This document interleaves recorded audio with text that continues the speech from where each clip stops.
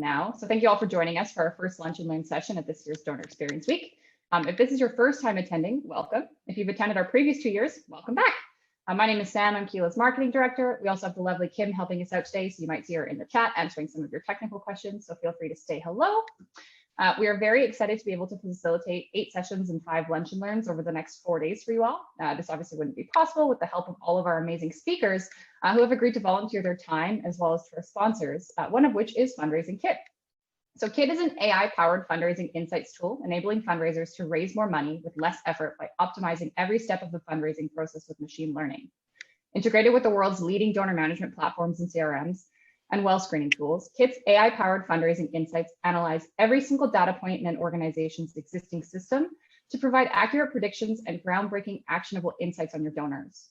And by attending today's session, you're entered in for a chance to win a 1-year subscription to Kit's entire suite of predictive analytics and reporting tools. And this has got a value of approximately $7,500. So they're very generous. We want to thank them very much. And all you have to do is sit back, relax, and learn from Peter Craigen as he shows you how much revenue is hiding in plain sight in your database. We're very grateful to Peter and the Kit team for donating this generous prize. And with all of that, I'll pass it off to you now, Peter. Well, thank you so much, Sam. And I'm going to dive right into it today so we can learn a ton. So as Sam mentioned, Kit is what we call a predictive fundraising tool. It uses AI to identify the statistically best fundraising opportunities in your data. Now, the predictive part here comes from the term predictive analytics. And this is IBM's definition here. So advanced analytics that make predictions about future outcomes using historical data. So let's back that up and think about what that actually means for you. Think about all of the donor records you have in your existing CRM. Dates, addresses, donation amounts, campaigns you've run. You've actually already done the hard work of collecting all of this data. Kit is able to scan every single data point instantly and detect patterns, trends, and make statistically significant predictions across the entire spectrum of fundraising. So from small one-time online donors all the way up to major gifts, we can find those opportunities that would probably otherwise go unnoticed. Now let's talk about how we can use these predictive analytics or predictive fundraising to do things like increase retention rate, increase average gift size, increase donor lifetime value, and all the other key performance indicators that we're all thinking about. So we don't rely just solely on your CRM data for our modeling. We also use a whole host of external sources to enhance your data. So some of these you might actually be familiar with, things like the Fundraising Effectiveness Project from the Association of Fundraising Professionals, or the MNR benchmark study. These are used for doing things like benchmarking industry averages. So it helps us know what is the average donor retention rate in North America. Other external sources that we use for our modeling are things like the US and Canadian census. And these help with demographic data points like median household income, employment numbers, property values, and lots of other demographic factors. And others like our wealth screening partners, you'll see here Windfall Data, Donor Search, and Wealth Engine, they give accurate insight into a donor's financial situation, like precise net worth estimates. Even Windfall can tell you when someone buys a boat or any real estate that they own. So we combine all of these external data sources with all of that CRM data that you worked hard to collect. And this is how we come up with the predictions. Now, what predictions can we actually make? That's probably a question many of you are thinking about. So things like which donors are most likely to give this month, or who is likely to give a major gift this year? How much are they likely to give? And even which donors are going to respond to a specific campaign. As you use Kit, our algorithms actually get trained on your data, and our predictions start to model themselves around the specifics that make your organization unique. So think about the unique demographics of your supporters, the seasonality of your events, or even your style of fundraising. all start to contribute to your distinct data set and ultimately influence Kit's unique predictions towards your organization. So this is really the whole machine learning part of Kit. You'll hear that buzzword thrown around every now and again, but with us, it is true. Let's say we make a prediction like Sam, our lovely host, is likely to donate in September. If Sam gives, then our model takes note of that and it will double down on similar predictions. Conversely, if Sam does not donate in September, maybe she spends all of her hard-earned money purchasing items off Amazon that gave her targeted ads from predictive analytics. Our model will take note of this. If she doesn't donate, it will actually adjust for next time. And this makes the model more and more accurate over time for every prediction that we make. Now, another question we get a lot are, okay, well, that's great. They may be accurate, but how effective are these predictions? How is this going to change my bottom line? Well, we actually analyzed a cohort using Kit's insights from 2019 to 2020. And it was roughly about 30 to 40 organizations with an average revenue growth of 46%. So we know that using your data, leveraging this historical data to make predictions and act on it has a major, major effect on the bottom line of your fundraising shop. Now, we make some bold claims here about the type of lift or the revenue growth you can experience when adding predictive fundraising to your team. Here's where we help you measure it. One thing that's built right into Kit's platform is the ability for you to measure every single one of the key performance indicators that we talk about in real time. So things like second gift conversion rate, donor retention rate, average lifetime value of certain segments.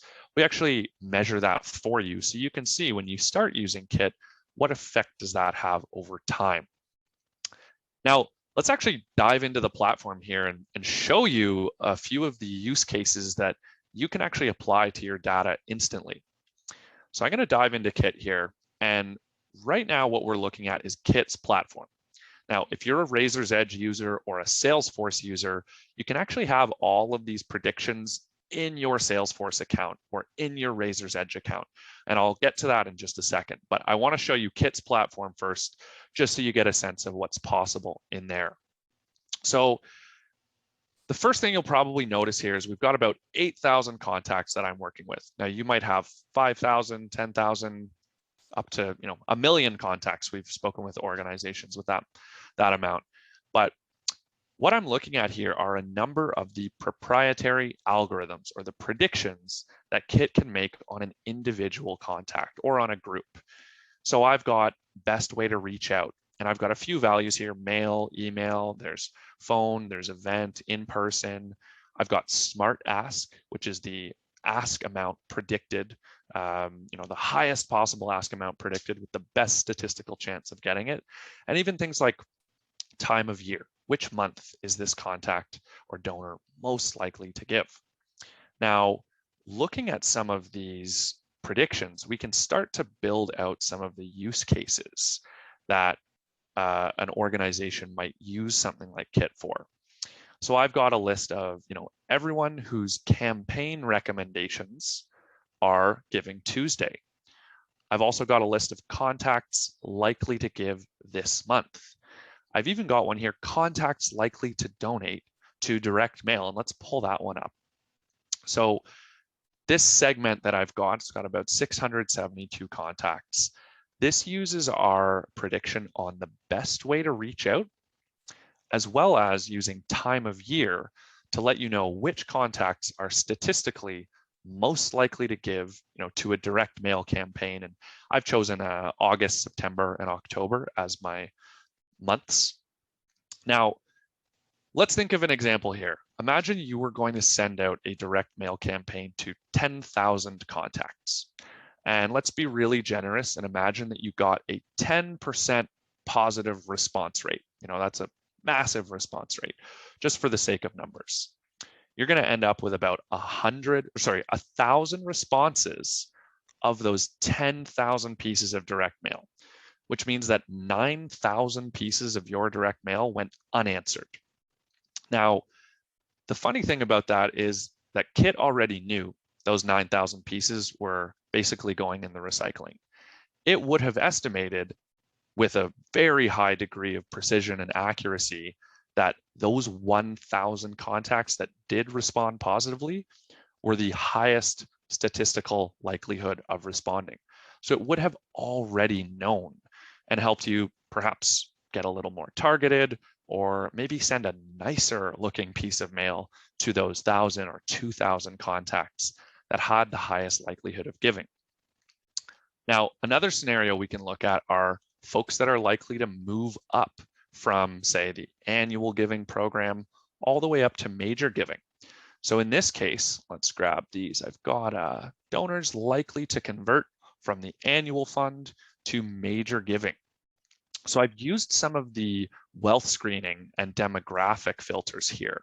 And I'm looking at things like donor score. I'm looking at things like median household income or precise net worth estimates. And this allows me to prioritize the contacts who perhaps have not yet given a major gift, but are highly likely to move up. We even look at things like engagement data from email marketing platforms, depending on what you're using. So Kit is able to aggregate all this data, synthesize it, and come up with a prediction that this contact is likely to move up or move down your funnel. And that's how you can use some of this. So as a major gift officer, you may be familiar with some of the top contacts here, but it's really these folks at the bottom or in the middle that would probably have gone undetected, sitting in a database of 30,000 or 40,000 contacts. Now, I did mention that we connect directly with Salesforce and Razor's Edge. And some folks are probably wondering, well, how does this actually interface with Salesforce? I don't want to log into another tab or another system is what we hear often. And that's totally okay. I'm going to show you Salesforce today, but honestly, Razor's Edge is very, very similar in terms of what it looks like in your account. So I've actually logged into my Salesforce account right here, and you'll see this little lightning tile where it says Fundraising Kit. All of the predictions that we were talking about exist directly in your Salesforce account. So I can see things like donor score, what category they're in, donor readiness, they're ready, even time of year is June. Now, it might be a little bit hard to see. So for any folks with a smaller screen, I'm just going to zoom in a little bit. So this tile exists directly in your Salesforce account. And you can filter and sort and query by all of these as well. So if you wanted to go into Salesforce and say, show me everyone whose lifetime value is above $10,000, but has not given a gift of X amount, and whose time of year is August, September, October, November, and December. You can go into your Salesforce account and find all of those contacts that Kit is predicting fit into those categories. Now, I want to go through maybe one or two more quick scenarios here. So let's jump into Kit's platform here, and let's go back into our segments. Another thing that we get asked often is, okay, well, how do we find potential major donors or contacts who are likely to give towards a specific area? Kit can make predictions on things like campaign recommendations, also the size of gift, and a whole lot more. And as you use Kit, you'll also be able to see that lift. So when I go into something like KPIs here, this is our key performance indicators.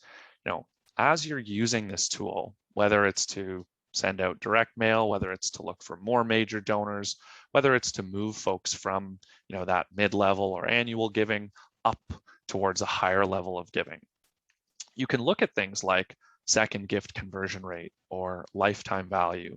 And Kit measures this over time. So we can see maybe you were sitting around 60%, which is a pretty good conversion rate right there. And you'll see after using Kit, I'll zoom in again here so you can see it a little. Oh, it doesn't like me when I zoom in on here. That's okay. It's a responsive screen. That's why. And we can compare this against the industry average benchmarks as well. so you can see how you're doing against your peers. You've got some choice on how you're benchmarked. You can either choose by the size of organization by revenue, or the actual vertical segment that you fall under in the nonprofit sector. So you can choose whether you want to be benchmarked against other healthcare or other education-based organizations. And we're able to aggregate all that data, combine it with things like the with AFP's fundraising effectiveness project, and that's how we come up with some of these benchmarks. Now, there's a whole lot more in Kit that I would be happy to show you, but I don't want to drag you through every single possible button in the tool. One thing I want to talk about is actually what's coming up next. And we've got some really exciting predictions that by the time this presentation is over, and by the time any of you connect with me and go through a chat, these will actually be live on production quite soon. So one of the predictions is the one-time to recurring prediction and the recurring lapse risk. So Kit can identify which existing recurring donors are likely to cancel their gift. It can also identify which one-time donors are most likely to respond positively to start making a recurring gift. So for an organization with a few hundred or a few thousand recurring donors, even an increase of 1, 2, 3, 4, 5% in donor retention for that group makes a huge impact on your bottom line. And same thing, if we're able to identify the contacts who are going to positively respond to a recurring appeal, and you're able to increase the number of recurring donors, monthly recurring revenue is so powerful and so stable. I'm sure many of you have heard this over and over again.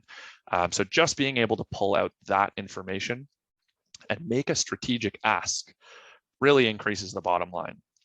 Now, another thing that we're building out is planned giving potential.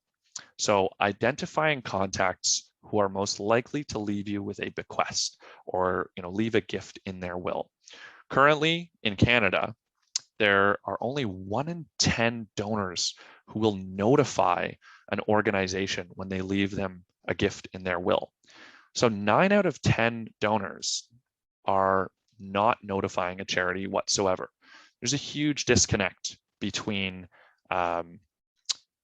the transparency and clarity with an organization and the donor. There's often a very difficult opportunity in forecasting what is expected to come through each year through bequests or plan giving. So what Kit allows you to do is actually understand who is statistically most likely to leave a gift in the will. Now, this is certainly not designed to go out there and create aggressive fundraising practices. As fundraisers, you are the professionals. This is not going to replace good or bad fundraising practices. Things like tactful solicitation or cultivation or relationship building is more important than ever when you have this data at your fingertips. But just allowing you to know where to target, where to prioritize, and where to spend your effort allows you to have the highest possible return on investment, and letting us take care of all the data. We will make the predictions, we will make them more accurate over time. And as you have all of these inputs, it adapts to your specific style. So that's everything that I wanted to talk about in Kit's platform today. We want to open up the floor to some questions, because I'm sure there are a lot of people who are perhaps curious about maybe how we come up with some of these predictions or what the accuracy is like. So I'm going to open up the chat on my side here. And Sam and Kim and Stephen, feel free to moderate some of these here. But I definitely am opening the floor. Absolutely. Thank you so much, Peter. So we have one of the questions that came in is, what if we don't have a huge amount of data? And how much data do I need to actually start seeing results? And I think that's a great question, because a lot of organizations may not be as data literate as, I'm not data literate, but may not be as data literate in the sense of knowing what data is required and what's needed in order to use some of these bigger tools. Mm-hmm. Yeah, so that's a really, really great question. And It's hard for me to give an incredibly succinct, precise answer, but I'll do my best and share some context with you here.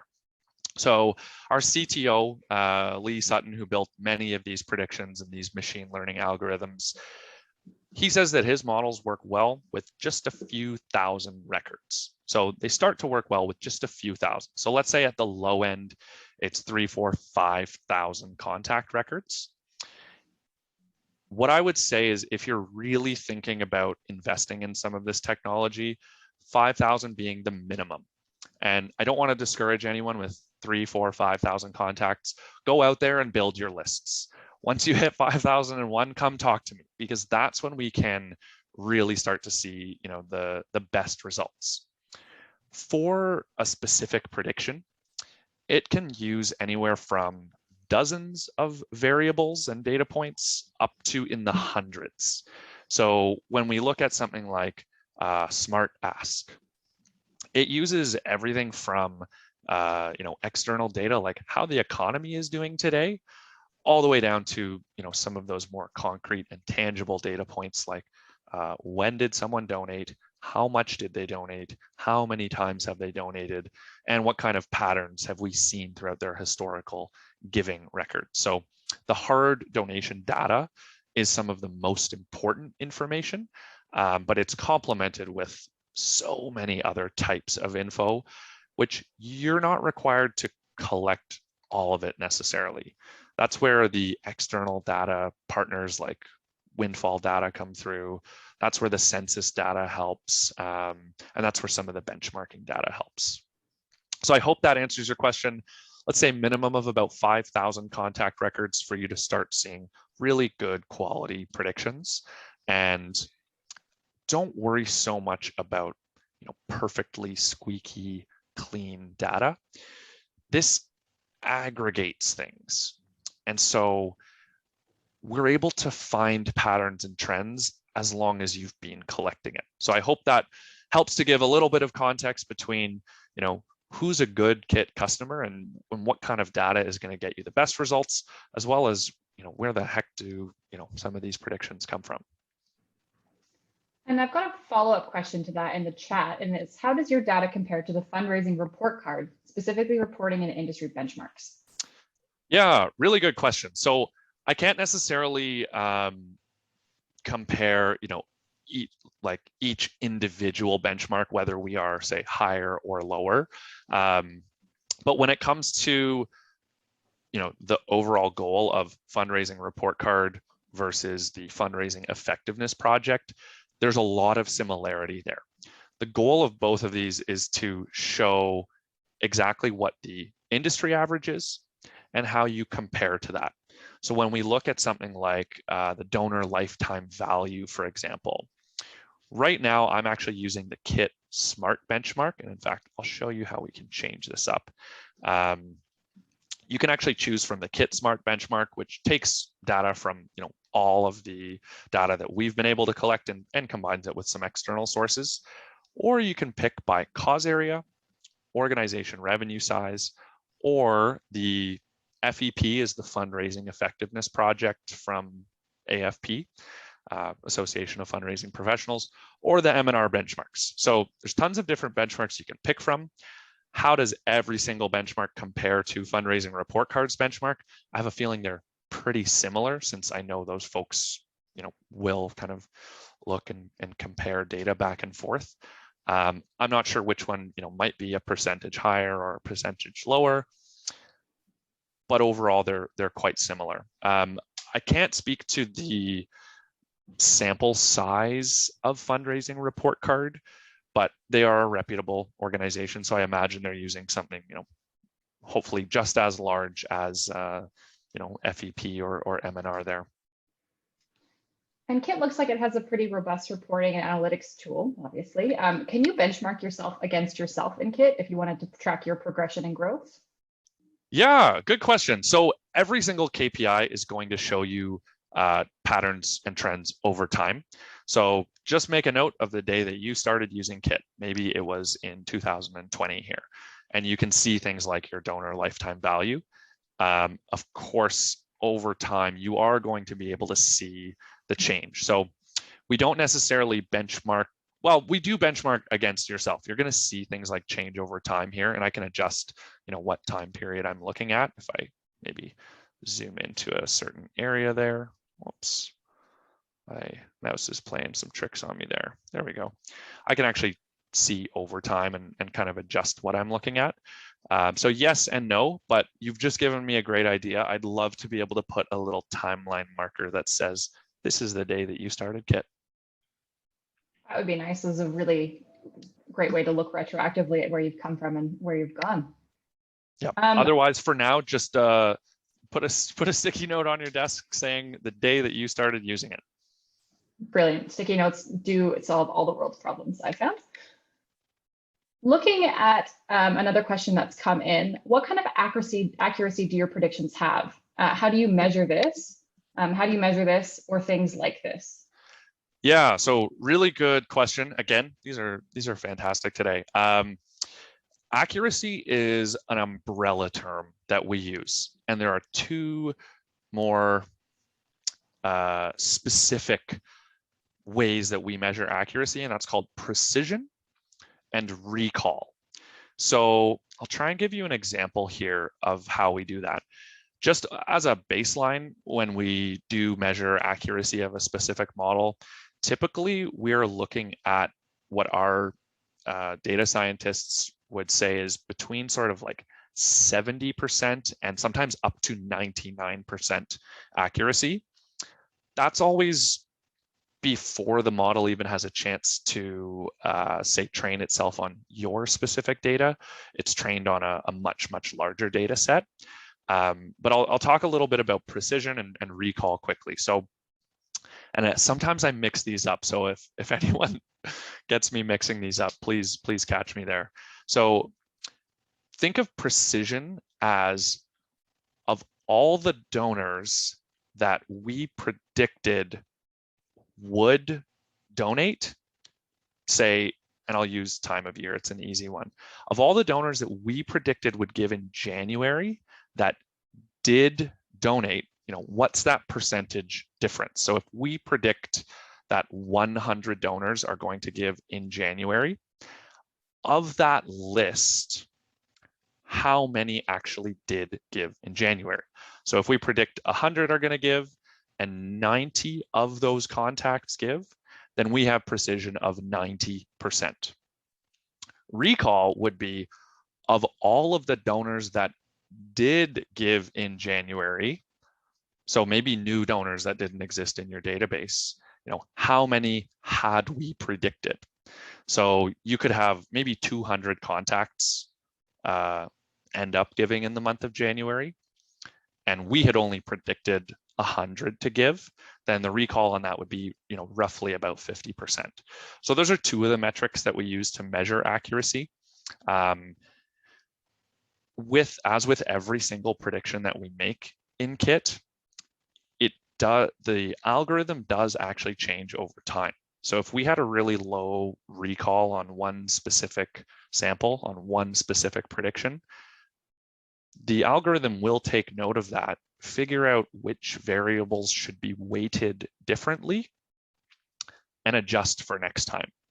So that's really the mechanism we use to attempt to, approach that 100% accuracy metric, which for any of you that maybe, studied math or still remember it, that asymptote of 100. We'll never get to 100, but we're always trying to inch incrementally closer to 100% accuracy with every prediction that we make. Amazing. Thank you, Peter. Speaking of accuracy, what is the importance of having a clean data set for Kit? Yeah, so we get asked this one a lot. Clean is good, but don't disqualify yourself if you don't feel like you have a perfect data set. Nobody has a perfectly squeaky clean data set because we are all humans.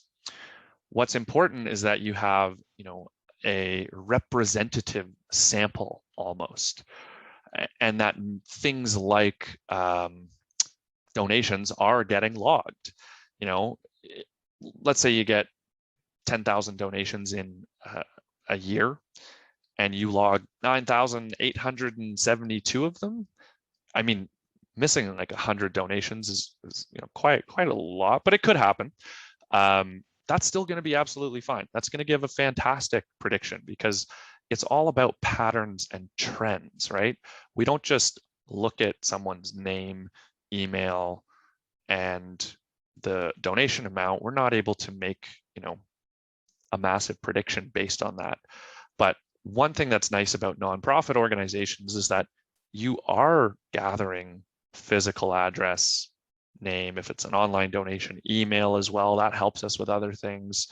So to begin with, even the folks that I talk to that think they don't have perfectly clean databases do get great predictions from Kit. And what matters most is that the sample is representative. If you're only collecting 50% of the donations that come into your organization, then we might have a problem. But overall, just keep doing what you're doing. Keep attempting to keep it clean. It's never going to be perfect. And, we recognize that fully. So it's not it's still important, but don't disqualify yourself just because your data is not perfect. Thanks so much, Peter. Just maybe our last question before we come to time here. Do you have any top tips for easy ways to keep your data clean? I guess this is applicable for any situation, not just for Kit. Yeah, definitely things like standardized entry is great. Whether that is setting internal rules at your organization that are easily accessible to everyone, or whether it's setting things like permissions in a database to ensure that, these are the mandatory fields when info goes in. Another good one would be deduping. In a past life, I was working at Keela selling their CRM. And so things like their deduping tool is fantastic. Most other reputable CRMs or databases should have some kind of deduping. And nobody likes it, but every now and again, trying to do some kind of clean is helpful. There are contacts and data points that will go into a CRM that, maybe were accidental, or maybe an email address that was incorrect got grabbed. Things like that are helpful. But I would say try and get it at the source. That's where you're going to set yourself up for a more scalable success, rather than having to kind of chase down the data and clean it after it's been entered. So think about what you can do at the source and take it from there. Thank you so much, Peter. And I think that is going to take us to just about time. So I'll begin closing us out. The concept of being data-driven is thrown out a lot in the nonprofit sector nowadays, but you've given us some great insight in how that can look for modern fundraisers. So thank you so much. Just as a reminder, folks, this session was recorded and you'll receive the recording once the conference is complete and the marketing team has a nice nap. To our lucky winner, we will randomly draw your name after the conference and let you know via email. Otherwise, Kit is offering a 20% discount on your first year to all Donor Experience Week attendees. You can view that discount and so many more in our virtual swag bag, and Kim will pop that link, I see she has, in the chat for you. And our next session starts in about 25 minutes. And that's Making Time for Stewardship with Cindy Wagman. So she's the CEO and founder of the Good Partnership, and we'll leave you with helpful tips and tricks to take your Donor Experience Week learnings and bring them to life. You can find a join link to that session also in the chat box. Thank you, Kim. And with that, I'll pass it off to you, Peter, for a final goodbye. I just wanted to say thank you all so much for joining today. It was really exciting getting a chance to share Kit and ultimately show you the next frontier in fundraising. If anyone would like to chat, I'll make sure that my email is sent out in the follow-up email, and I'd be more than happy to chat through your specific case, whether you're using Razor's Edge NXT or Salesforce Nonprofit Success Pack. There are lots of tricks and tips that I would be more than happy to walk you through and ultimately see if Kit might be a good fit for your organization going forward. Amazing. Well, thank you so much, Peter. And as mentioned, we'll be in touch with a follow-up email with all the resources available from Donor Experience Week, just as soon as marketing's had a bit of a chance to recharge after this week. All right, I'll see you in the next session, everybody. Bye-bye now. Thank you.